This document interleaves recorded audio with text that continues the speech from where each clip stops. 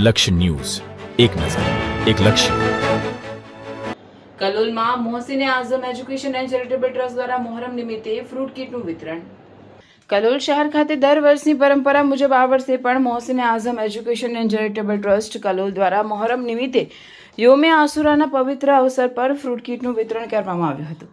મોહસિને Azam mission Kalol branch તરફથી મિશનના founder Hazur ફાઝિલી Baghdad Syed Hasan Askari અશરફી અલ જિલાનીના ફરમાન અનુસાર કલોલ શહેરની વિવિધ હોસ્પિટલોમાં ગરીબ દર્દીઓને જરૂરિયાતમંદ લોકોને ફ્રૂટ કીટનું વિતરણ કરવામાં આવ્યું હતું.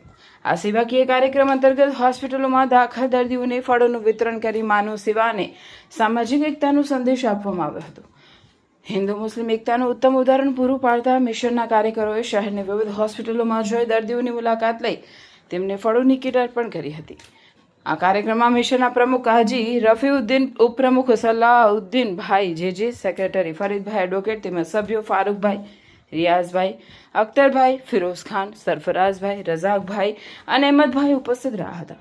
મિશનના કાર્યકરોએ જણાવ્યું હતું કે માનવ સેવા એ જ સાચી ઇબાદત છે અને ભવિષ્યમાં પણ આવી સેવાકીય પ્રવૃત્તિઓ સતત ચાલુ રાખવામાં આવશે. લક્ષ્ય ન્યૂઝ, સંજય નાયક. अस्सलामुअलैकुम.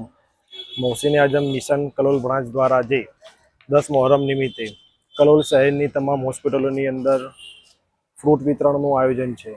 મોહસિન આઝમ મિશનના ફાઉન્ડર સરકાર સૈયદ હસન અસ્કરી અશરફી જિલ્લાના ફરમાન મુજબ આજે ભારતભરમાં દરેક હોસ્પિટલોની અંદર ફ્રૂટ કીટનું વિતરણ કરવામાં આવે છે.